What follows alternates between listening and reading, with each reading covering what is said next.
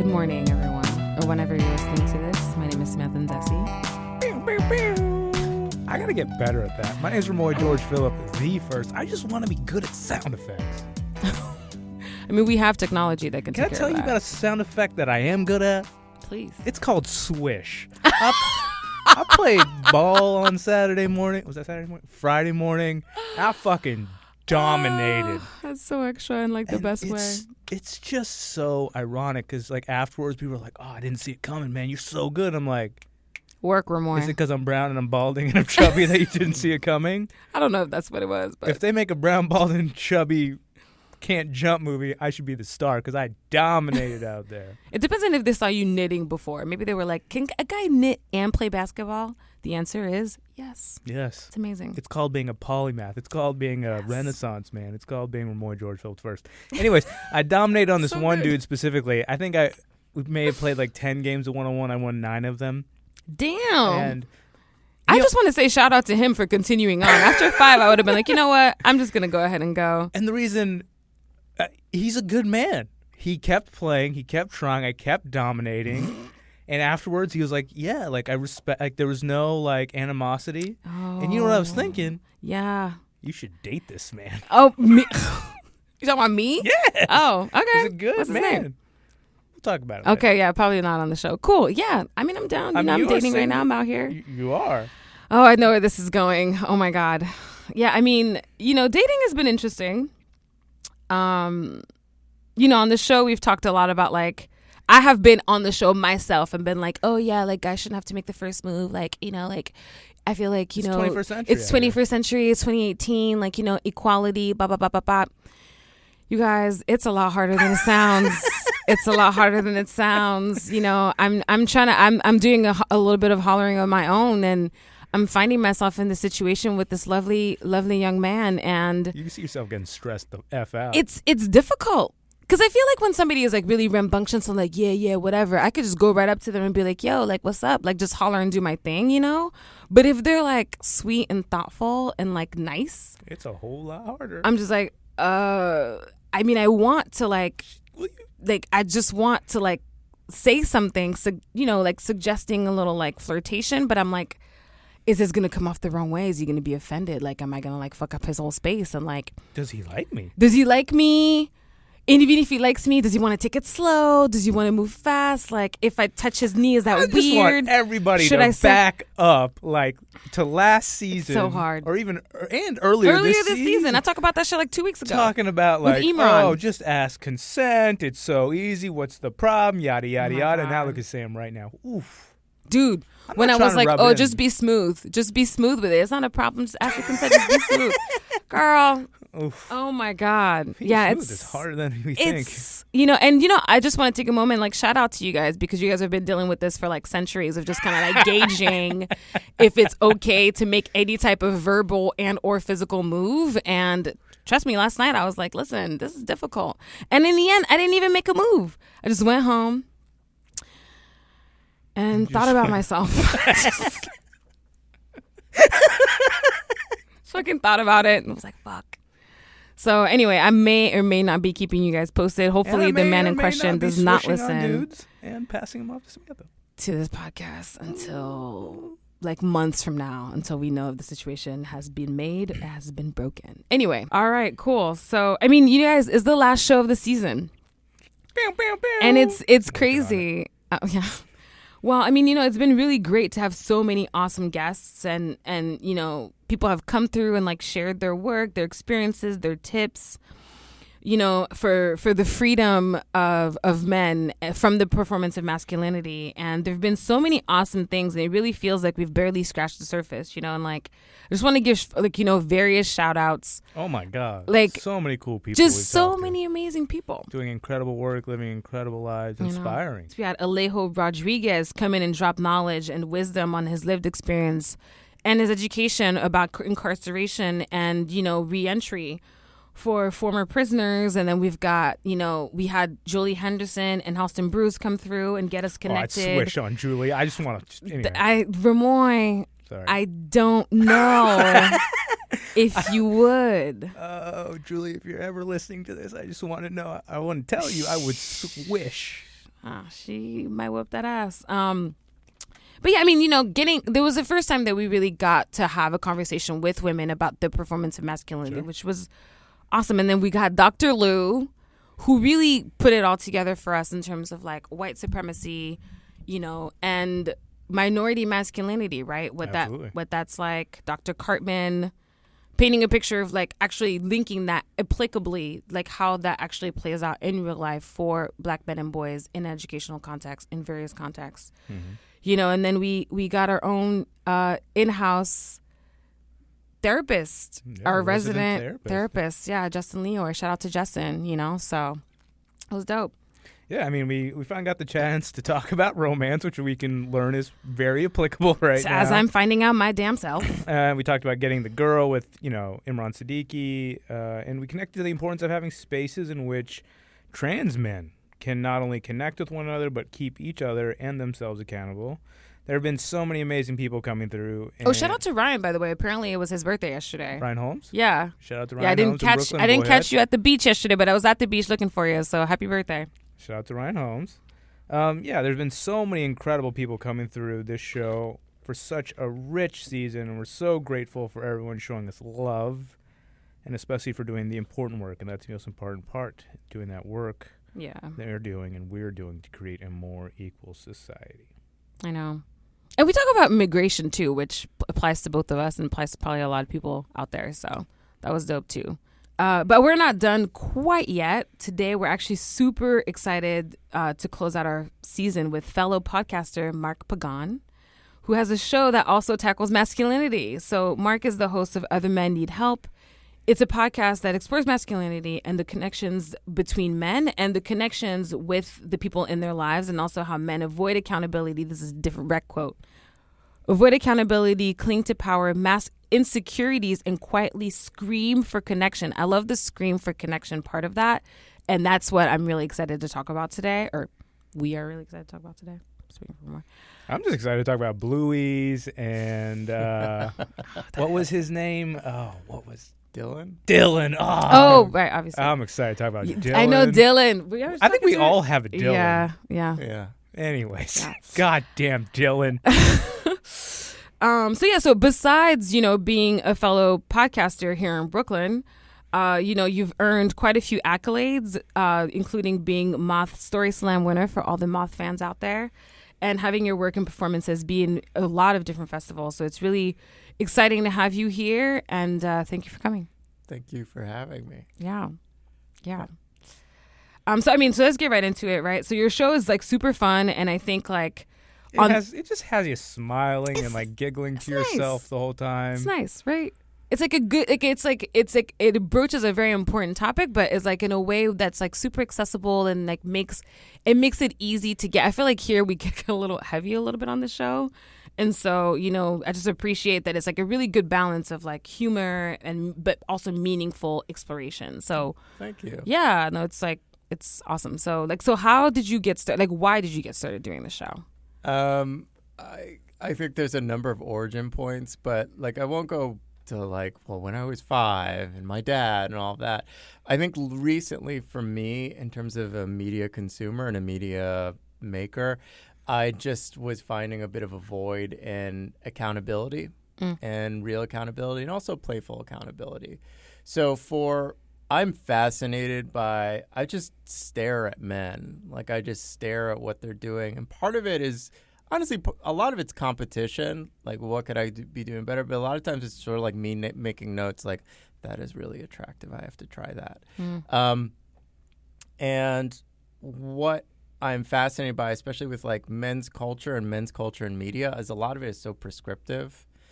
It's very, 10 recipes to make her think you're a better man, or like 5 push-ups to do this, or it's like a roundtable discussion, or it's to me sometimes the worst is like the fake nice guy who's up in an open mic with a guitar going like, these are my feelings and I'm not really owning any of them.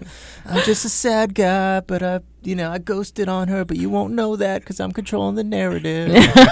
So like, for me, so good. What's relatable is number one, accountability, but accountability in which it's like, I fucked up, but like I think of masculinity, I think of gender a lot of times, and I'm not sure I've made this analogy the right way, as like the end result is a cookie jar, right? You want to get in that cookie jar, you want to get that big cookie, and you don't want people to know that you're getting that big cookie out of the cookie jar. For me, what I was interested in is doing the show that's the tiptoes to get to that cookie jar, that nobody knows like how sneaky you are to try to get to that way in which like you shaved your chest to look a certain way, and like the end result was this projection. So it's both like the tiptoe steps to get there, and then also what happens when you're called out on it. Either you're calling yourself out on it, or somebody else is. And then what's really behind all of it? What's the motivation? And I think the deep down grounded part is, I think a lot of it is like avoiding connection, and like what you just called out, the quietly screaming for connection part of the description of the show. I think a lot of times that's really what it is, and I think that's pretty universal. Okay, so, and I think you actually answered this question in one of the earlier episodes of the season number 1, but it's called Other Men Need Help. But it so starts, and it's so specifically about you, and it's very personal. And from the jump, you don't avoid it. And at first, as a listener, it's like uncomfortable. You're like, "Oh shit, he's going there, and he's going to be incredibly vulnerable and honest on this podcast," and it's making me uncomfortable at first. But then you fasten your seatbelt, and with that vulnerability and that honesty, we all strap in. So it's a lot about you, but why is it called Why Other Men Men Need Help? Well, 2 reasons. That to me is the entry point for the humor of the show, is that it's all we do are like, other guys need help. Other men need help. Ramoy needs help. This guy, Samantha, what, you know, like you're hanging out, like I wouldn't do that to you. That sort of thing, like that sort of bullshit. Where the fact is, it's the call out culture, and I think that's the problem. Here's the big macro focus is I think that's the disconnect with the Harvey Weinsteins and 2 guys like us sitting across from you.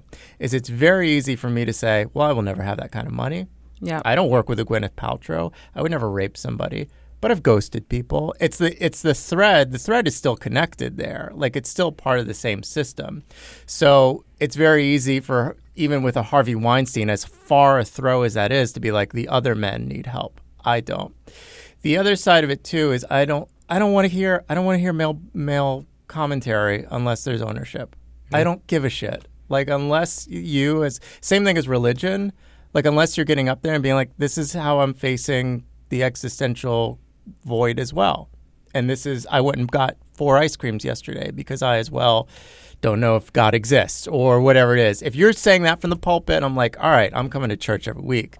But, you know, if you're doing a show about masculinity, if you're doing a show about identity, and you're not identifying the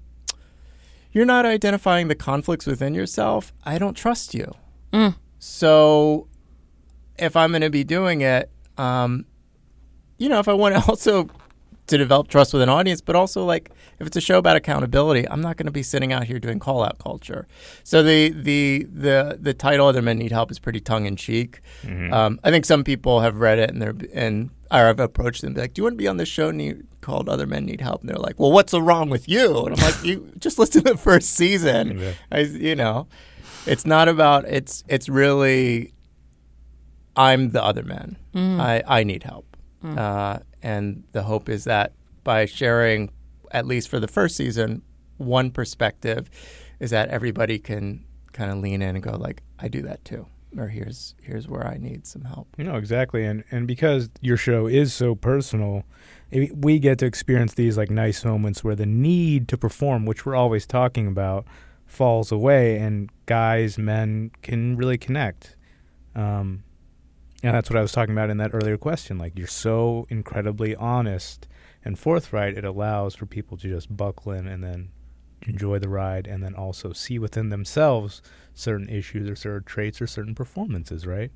But what is it like for you in those moments when whether it's putting together episodes or whether it's actually you audibly voicing these things on the mic? What is that experience like? It's been, in terms of production-wise, narratively, it's been helpful. I'll say that because when it's that sort of quiet admittance of something, I'm like, oh, that's where the story is. Like, that's where the truth is, and that's what we need to share. And is that how it starts? It starts off, is that the germ, I guess, for an episode or for a construct for a narrative thread in an episode? My process, this has been the process the last few years, is I take notes during the day, and then in the morning with breakfast or coffee or whatever, I basically journal from what the day is before. And what I've noticed is the pattern of what those observations are usually the moments I've pinpointed. I'm pretty good at pinpointing the moments in the day when I feel a certain way. So when I feel certain shame or competition, and it's usually very quotidian, and a lot of it's very much related to watching or participating with male culture. So for instance, what did I write about this morning?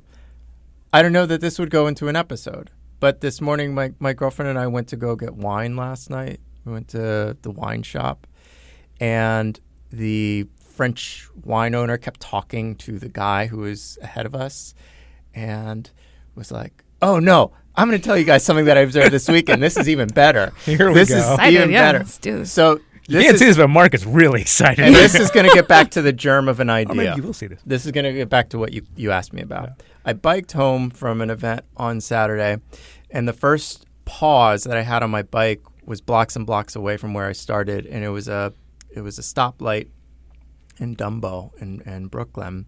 And I looked over, and there was a big muscly guy who was sitting on this like concrete block, and he was getting grilled by the woman he was with. She was just like, she was just grilling him, something he did something wrong. Now I have to say this, big muscly guy, stereotypical guy, but he was just nodding, and I could hear I was within earshot. He was repeating, he was active listening. So he was asking her questions back, like, so you think you're saying that? And I was like, all right. And so I stared at him, and I'm catty as shit. So I just I was like, oh shit. And there's a pure side to it too. There is a side where it's like safety reasons, where I do fall on the side of like, if a woman and a man are arguing in public, I just sometimes want to make sure things are okay. I'm not super heroic, but we want to observe. But the other side too is like, oh, I'm not in his shoes right now. And so he catches my eyes, and he looks at me, and he sticks out his tongue. He just goes like that to me. And I was like, that is the best thing I've ever seen. Like, oh my, there was so much grace and pride and everything bottled up in those that 10-second observation. I was like, that's an episode. Yeah. And it's not so much an episode. There's no real story. I'm interested in these little moments of observation and what they mean. Number one, like what I extrapolate, and the germ of an idea of something like that would be like cattiness that we don't talk about between men. How many times I've been in the opposite side and also saying shh to a woman, when I'm fighting in public. There's just like a lot to pull out from there, and sort of public disgrace. Yeah. And that from there shows me the thread to something like an Anthony Weiner. I mean, it's trying to find the connective tissue that exists in the everyday. So usually so for instance, yesterday when I wrote about that, it was like, oh, that was the part of the day in which I felt a little bit of shame or pride or something. So I'm pretty good at finding what that is every day. And then because it's related to masculine content, I'm sort of on the search for it during the day too. So I just want to shout out to you for being so you're like super connected to all of this stuff as like a representation of yourself also in other people. And I feel like that's really the work that we all want to be doing, right? Like when we're talking about like human connection and we're talking about being supportive and holding each other accountable at the same time. So like, I love that anecdote for that. And I mean, I feel like the show in general also just gives us a really clear picture of like how you interact with the performance of masculinity yourself and how you discover it in other people when you do kind of like have those conversations. And so I just wonder, like, if you've been surprised about the things that you've discovered in that process, and like, I guess what are some things that you have discovered? part of it's validation, the seek for approval and validation. Ramoy and I have actually been chatting and doing some chatting, some overall chatting, as well as we got in the studio and started talking about growing up and growing up as boys of color. I've passed, for the most part, people sort of like, I'm sort of like amorphous ethnicity, but just doing things like this show and patterns of like looking for acceptance from dominant culture men, just white men, a lot of times still, or cool guys. Sometimes specifically just like, even as a 30-something-year-old man, I still want validation from cool men. And I get validation from a lot of like older ethnic men who are just like, oh, you're part of the tribe. I don't know where you're from, but you're part of the tribe. And where I'm still like, if a tall, cool-looking white dude gives me validation. If Dylan walks in the room. If he walks in the room, he's like, you look good with that thing you're wearing. I'm washed and sort of these endorphins. And I is that shameful? Perhaps, but it's at least the show has allowed me to sort of observe that and observe like my own participation and my own connection with, like, again, I'm working through all this just as the rest of us are, and there's this sense of like, if we want to call it patriarchy, if we want to call it dominant culture, whatever it is that I'm still affected by, and I think the first part is admittance, and I hope I answered your question. Well, I have a follow-up question that is super simple, but I don't know if it has a simple, easy answer, but who are you doing the show for? Two people. A few years ago, I was leaving the house, The house in Brooklyn? The house in Brooklyn, okay. Yeah. It was the morning, and I was walking. I just had, like, literally left the house. I was a half a block away, and there were these two women, like a mother and her mother, like mom and grandmother, standing outside this house. And right when I was coming up close, the front door opened, and this 12-year-old boy popped out. And dorky-looking kid. And he says to them something like, well, I'm up and ready for action. That's cute. Something like that. Very cute, very endearing. And the mom and the grandmother just blank stares. And he's like, you could see there's just like 2 seconds in which his body it just shut down a little bit. It's just a little bit of deflation. Then he went and they led the way, and he followed them, and he was carrying a book bag. He's dragging a book bag. So I guess, they were taking him to school. Now, in the context of my projection, I have no idea what their family situation is like. Have zero idea. My projection, what I took from that moment is that, the compassion, sympathy towards this mother, these matriarchs, where they can't be on all the time, especially from, like, that's part of it, is that, like, women are expected to be on like that for men all the time. And also, who knows? It's the beginning of the day. They're like, dude, we got to get you to school, and then we got to pay the bills, blah, blah, all this stuff. The other side for this boy, and when I do the show, is speaking to this boy and being like, I don't want what happened to you there to turn into something toxic. So that's everything. I am afraid of, like, the problem isn't the Weinsteins. The problem is the nice guy. The problem is the mythology of the nice guy. And I think the boys like that can claim themselves after points like that for the rest of their lives. Like, well, I'm just a nice guy. How come this? And then, go on to Reddit or whatever it is and have this, or maybe be very public with their toxic behavior.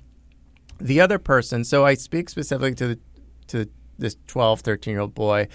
And then also, I grew up with a lot of matriarchs. I have a sister named Georgie who passed away years ago, and she helped raise me. And she was one of the ones who she took me to movies. Very much a lot of who I am is based on her, and also based on watching her watch other men. John Travolta in particular.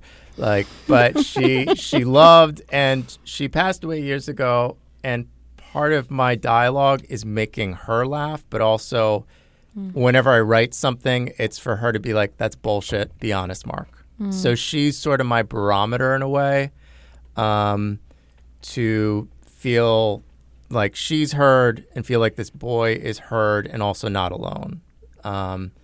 And those are basically the two people. And based on, I guess, success for me is knowing that it's reached versions of that, because that's the feedback that I've gotten from listeners in terms of demographics, in terms of people who are listening, or their takeaways, is that like I, pseudo 12-year-old boy, feel like I'm being heard, or that happens to me too. I was kind of hoping you would say Sophia. Oh, totally. Has she heard that? Well, this is part of the performance here, guys. Well, yeah, of course. Did you send her? Because almost half of the first season is the Bluey, really, and has she gotten the Bluey? No, she hasn't. So for context, so Sophia is actually a hybrid of 3 relationships. Oh, an amalgam of sorts. There are 2 relationships in there in which I know they've listened. Not that I've proof that I've talked to them, but I just know that they've listened. I know that they hear details in there about them. And I know they're like, oh, that's specifically the moment that Mark and I had. Sure. So episode 2 in particular, about this ex, this like handsome ex that my ex Sophia used to date. That's the woman that is, her real name, she totally knows that that's her. Like, I don't know. You know, at the end of the day, it's my voice. It's not theirs being heard. My hope is that at least they're like, he's not bullshitting. Mark isn't lying. And also, I feel heard, and that they feel like I'm not doing them a disservice. I would hope that I'm not doing content in which is like, I'm going to get back at this person. Right. I hope that they're receiving it that way, and they feel that I'm not omitting some information where it's like, maybe I did do something really toxic that I didn't own up to. I don't think so, but my hope is that they feel heard, and that I feel like I'm justifying, or I'm not justifying, I'm owning. Clean. Yeah. Yeah, for those who don't know context, there was a few episodes about an ex-girlfriend in the first season, whether or not need help. And there's one particular episode about writing a Bluey, which is a message that, God damn, I have sent so many. I probably sent one last week. I will probably send one in the near future. But it's a message you send your ex to get their attention. Yes. And it can come in a myriad of formats, in a myriad of conversational styles. Some can be extremely desperate. Some can seem incredibly aloof. Hey, big head. Is that an example of a Bluey? Yeah. Hey, big head? Yep. That's the new term for it. Yeah. Or just sending a random article, as happened to me a couple months ago. Yeah. Yeah, that's so it's like, a good one. It's notions like these. Is it? It's practices like these that have become a part of our society, or that are entrenched in our society, that Mark does an incredible job of uncovering, but then also personalizing and letting us just follow in a very fun and charming way. And it was a great time. Thanks. Yeah. The part of it, too, is if I claim it very publicly, then that means I have to stop doing it. Yeah. So nobody's really currently asking me to be some sort of leader, but if it's that public, it helps to be like, well, next time I feel the impulse to do this, I'll realize that I called myself out on it. Self-accountability, yeah. So I don't think I've done any Blueys since this whole thing. I don't think I've done any in the last 2 years. I received a few, but ooh, yeah. I don't know if I've ever received any. God damn it! You never received a Bluey? I'm sure I have. I'm sure you have. I've sent a lot more than I've received. I'm sure you have. Anyways. Well, okay. So I mean, continuing this on. I mean, you kind of touched on, the piece of accountability, right? Like you've done certain things and spoken out about them very publicly, and so now you're kind of like, okay, I have to hold myself accountable. And I was actually thinking about how really doing this show has really had made me check myself in my double standards, i.e. my dating situation from last night. So,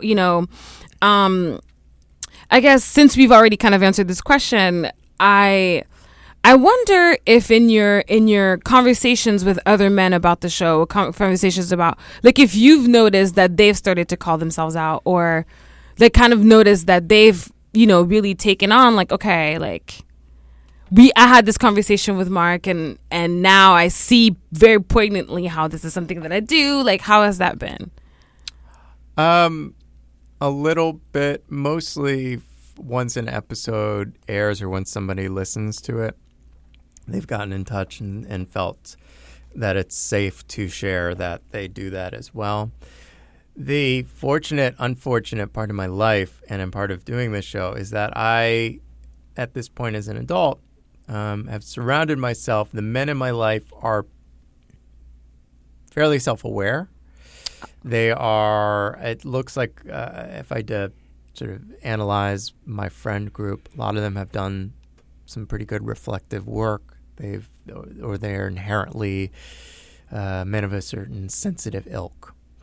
So feel free to throw any one of those my way. Single, ready to mingle. So part of it is that we will have these conversations. That doesn't mean we're perfect. That doesn't mean we don't feel trepidatious about sharing parts of ourselves. What my real challenge now, my real goal is to go to the areas in which I'm uncomfortable. This sort of sanctioned spaces with other men. I don't know, like, this is way far out what I'm going to throw you guys, but like rodeo culture. Like, I've never been to a rodeo. I wouldn't know the first thing about living in small town Texas or something like that. Or like a couple rodeos. Yeah. Or even just, the current cultural climate.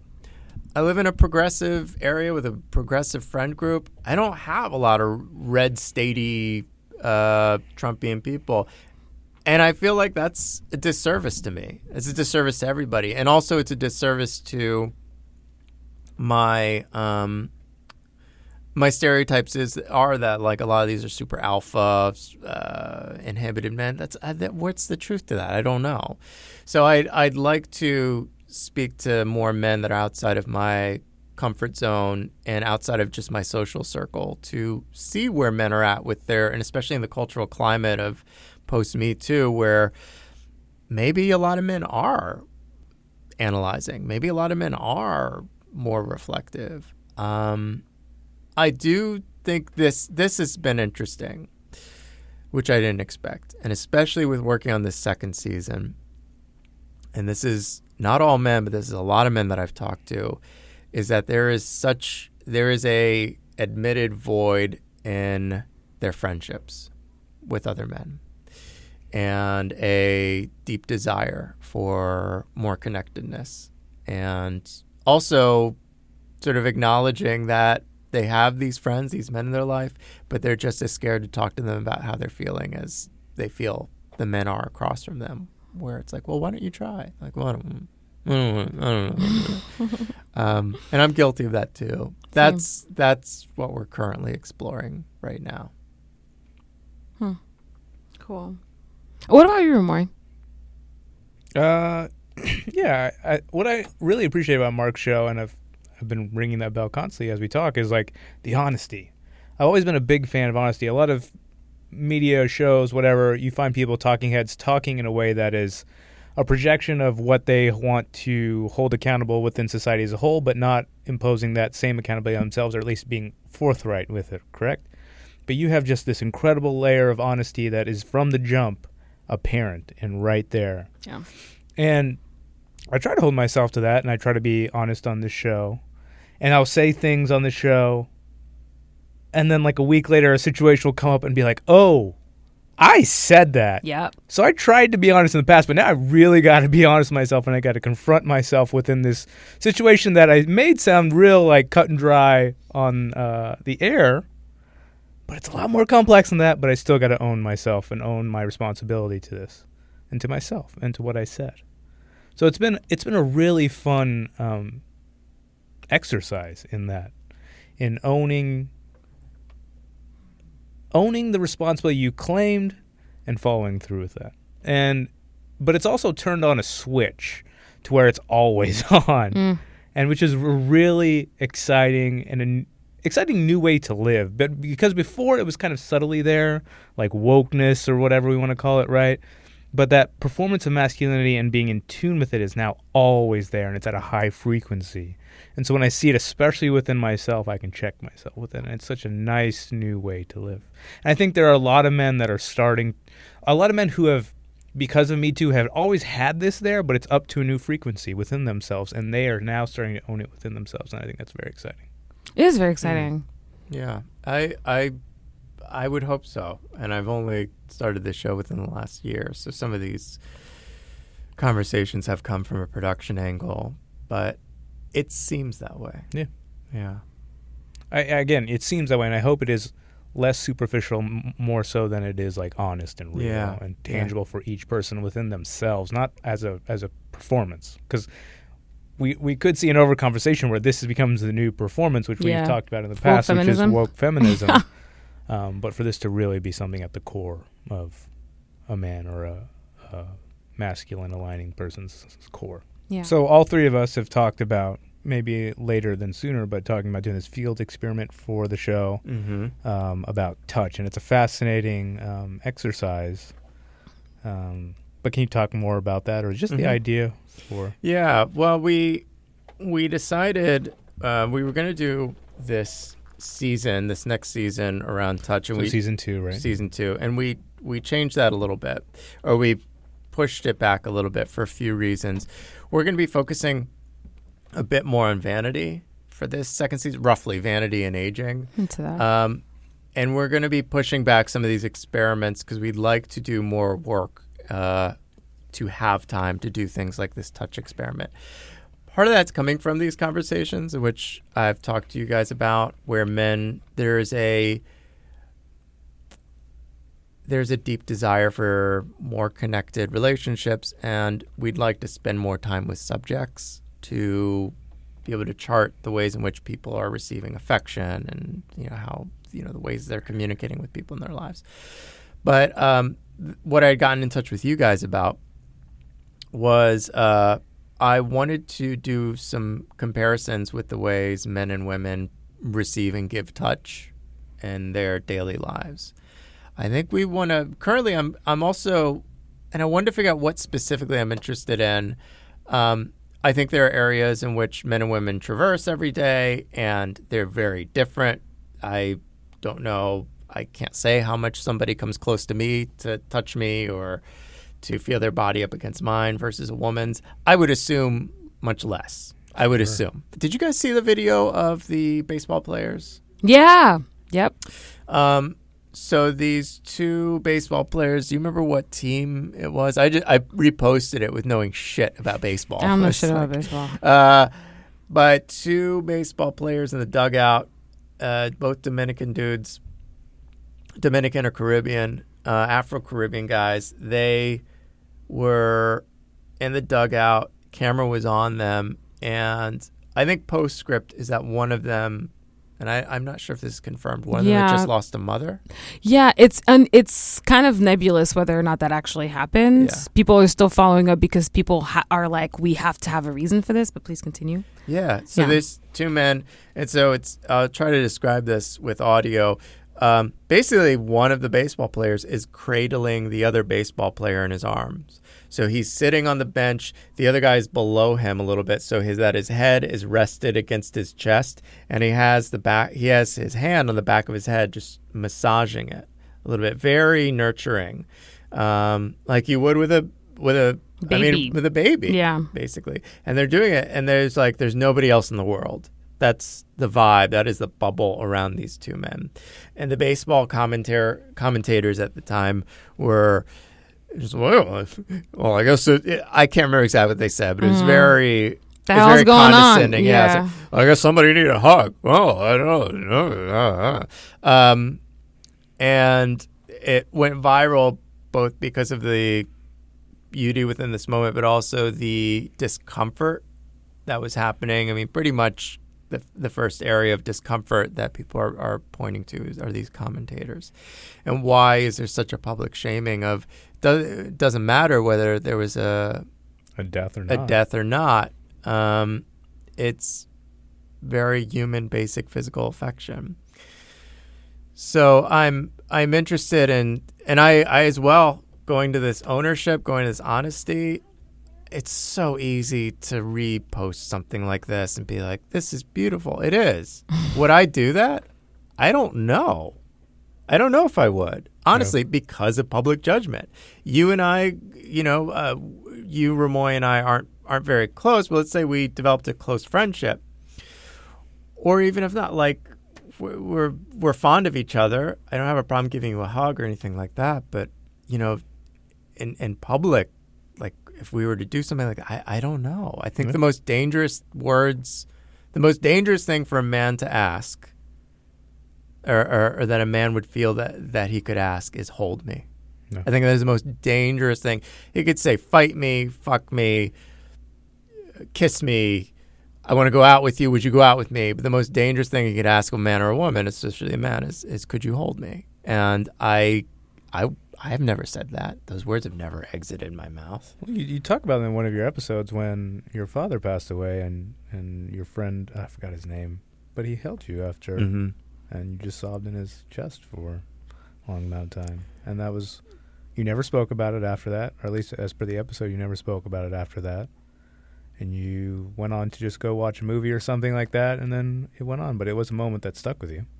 Yeah, that to me is the connective tissue, because that is the episode about the bluey, and whether that's a true connective tissue or not. At the end of the day, the bluey for me, and I think for most of us, is of course acknowledgement. There's some power, there's some control there, but it's connection. It's a loss of connection. And I, asking about some of the surprising things with the show, I didn't realize how much I am in need of physical connection, especially with other men. And yeah, this friend of mine, once I started looking at that moment, I had forgotten that I'd stopped crying. Like, I didn't even cry all that much. I started crying. He gave me a hug, as a friend would, and then I faked crying so that I could justify being held in his arms. And how old were you? Like 15? I was 15. I was 15 years old. And I actually saw him. He's an old friend, and the episode aired, and I saw him. He's like most people in the show. That's not his real name. But I saw him over the holidays, and he said, I remember that. And I was like, you do? He's like, yeah, I remember it. And we just kind of went on from there. I might have asked him if that was okay. He's like, yeah, I'm fine with you talking about it. So it's these ways in which we're not acknowledging it, but I think we're all, it's there. I think we're all very much in need of it, and I think it's safe to ask and want it and to participate in it. And I think the danger is that we find these ways to prevent ourselves or to fight that need. We find it very shameful. And I think, like, there are a couple things that brings up for me. The one thing is, like, one of those things is, I think that people ask, like, guys asking for help or asking for affection or receiving affection is one thing, but I think that there's also something that's missing from men feeling like they're not supposed to give affection, right? Like, it's like the person who was cradling the guy, stroking his head, or your friend who was comforting you, like I imagine that it must be tough, when you see your friend hurting and you really just want to be there for them and you can't because of whatever judgment XYZ. So I think it's on both sides of, like, the connection of actually wanting to give love and not just receive love or, receive support is also something that's really missing. I think there's a lot of prescriptive modes that men feel are appropriate to give support and affection. Yeah. Of course, these coded ways, whether it's a handshake, whether it's like 5 seconds of a hand on a certain part of the body. But, I think we've all discussed and we're all pretty aware of, like, financial support or certain language that men are taught to use. But in particular in this country or in this Western part of the world, like, I can't speak to a man in Sri Lanka or Afghanistan, but then there are other codes that, that's a lot to bring. We could go into subcultural modes. Me and Samantha spent some time talking about the World Cup. Yes. It was so much fun to watch this year. It was a good time. But I'm not gonna lie, I had a lot of the most fun I had watching was watching, whether it's post goal or post match or pre match, whether it's European, Latin America, whatever. It doesn't matter. It's just watching the men touch and watch their giving affection, especially after a scored goal. One of the most I can't think of his name, Pagán maybe, or no, it was Argentina with long hair, beautiful man. Once they lost, he didn't play in the final match because of a strained calf. The way he was hugging his teammates after they lost, and the way he's a giant man, and he was holding these men as they sobbed into his chest, and just watching that was so. It was just so. A, it was like beautiful, but B, it was just so entertaining for me to watch, because social convention doesn't allow us to share in those or have those moments so regularly. It was almost cathartic to watch somebody else engage in it, right? And I think that's an effect for a lot of men, that when we see it in movies or film, when we see Will Hunting being consoled by Robin Williams' character in Good Will Hunting, it's something that is our avatar being like, I can feel that hug even though I'm not feeling it physically right now, because we yearn for it, but social conventions don't. So it's a really cool way for you to examine this, and it's really exciting to see or hear that you potentially could examine a touch. And it's not just the big hug, and it's not just, the big consoling embrace, but it could be just the subtle, like, in midst conversation, grabbing another man by the shoulder, or how, standing in line somewhere when another man accidentally touches us, what is our response to that touch, and why do we have that certain response, and so on and so forth. That's so interesting. We've got a few areas that we're currently doing some research and some early recording on, and part of it is this touch experiment they're talking about. The other two are movie theaters. I'm a huge cinephile. Yeah. And I go, it's like the single man temple is what I call like a lot of the movie theaters that I go to. But also airport reunions. I'm fascinated, especially international airport reunions. I loved, we used to pick up my dad at Dulles Airport all the time. My dad traveled internationally. My dad was Latino. So my dad was already an affectionate man. You'd just wait for those hugs to come in. But we'd sit there at Dulles Airport, freaking in pajamas, like just getting there in the middle of the night, being like, oh, God, the flight's delayed. And back in the day, you could be in so many different parts of the airport. But I just watched all of these men coming from, especially international men. It was like the sanctions were off for like, oh, hello, Joe. It wasn't that. It was like, oh, my brother. It's like, and they're just like, it was like an opera of touch and just watching all of this. And I was like, you know what? If I could just record that, if I could just archive that, I would do that for the rest of my life. Like I would just archive reunions of certain men at airport, because I think there's so much like distilled beauty and public what's the opposite of shame? Public pride, public blind. I mean, the governors are off. Euphoria. Euphoria. It's there's beautiful. No restraints. Like it's completely honest in a sense way. And so that freedom, that love between two men. Of course, there's other people there, but I'm specifically focused on. Well, yeah, I mean, the mask is off. It's not about being a man anymore. It's pure affection or pure. So good. Yeah. I think I've recently realized since the last time that I talked to you about this, that one of the things that I do enjoy watching is like, actually I was watching the French game against, the final. And these guys came in and they like embraced, they were so happy to see each other. And I was just watching. And my friend caught me and was like, what are you doing? And I realized how much I enjoy watching men be affectionate with one another, because it's like, it's so rare, I think, anyway, so, I mean, I think the last point that I do want to kind of talk about is like we brushed against like this accountability piece for yourself, doing the show and all of that. And I just wonder how that shows up with other men for you. Like if you keep guys accountable, like what does it look like for you to do that? What does it look like? I mean, if you're in your friend groups, as you talked about, everybody's kind of like thoughtful and really, self-aware. Like if there's an accountability structure or thing that you guys go through, like what is that like? Well, that's my current life challenge is if I have to do some analysis, I think part of the reason that I can do a show like this, part of the reason it happened, is that there's a bit of standing outside of.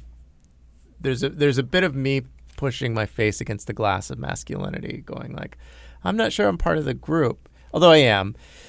So there's a bit of mystery to me, and there's a lot where it's like I've felt unsafe in traditional male environments, so maybe athletics and things like that.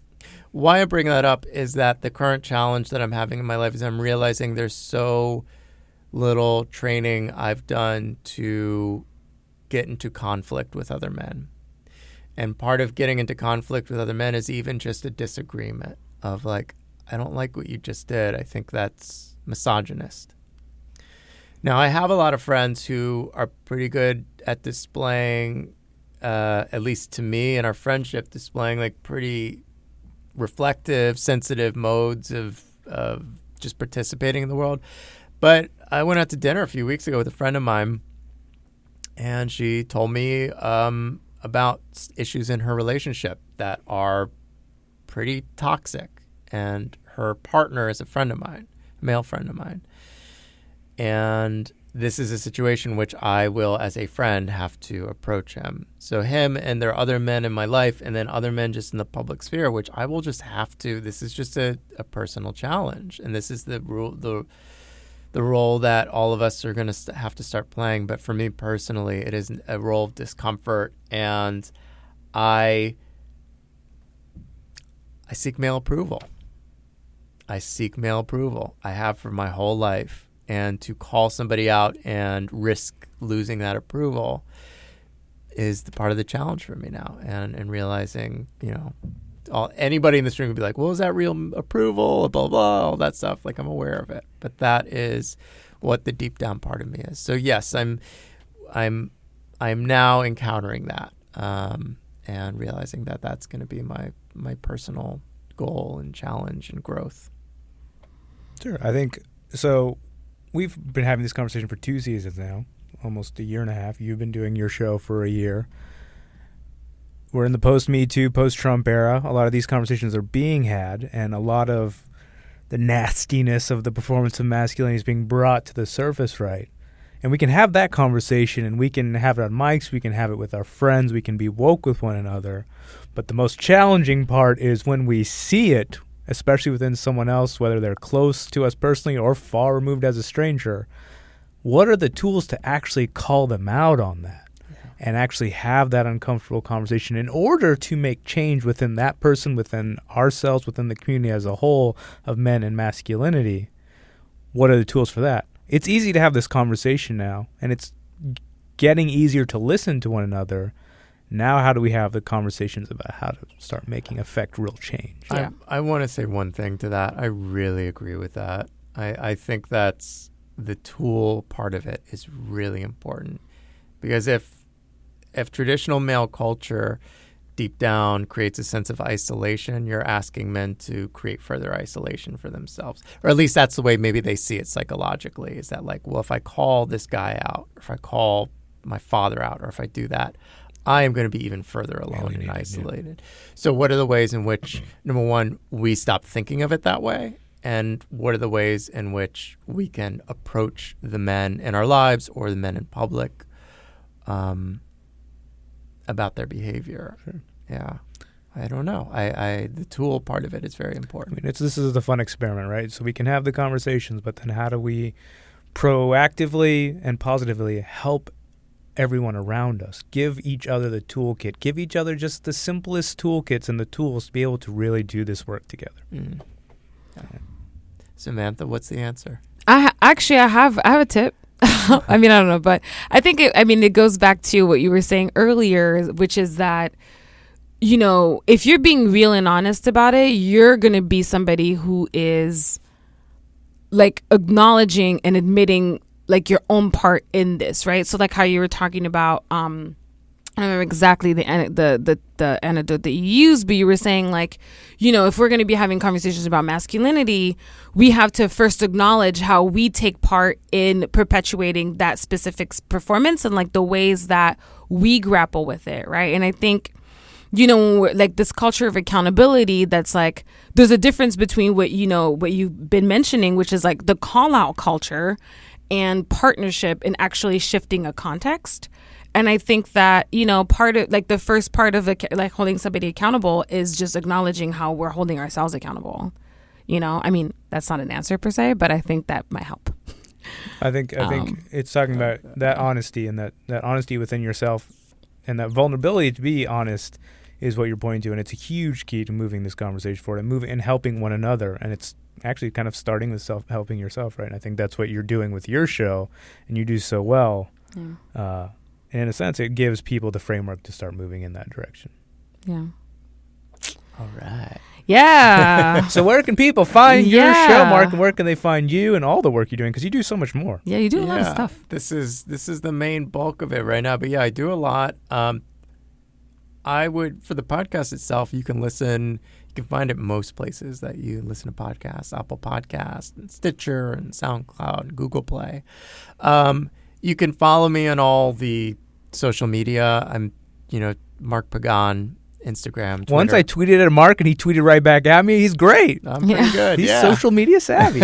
Yes. But yeah, that's where I've been updating a lot of stuff. The websites are currently getting updated, but you can follow things at markpagán.com or othermenneedhelp.com.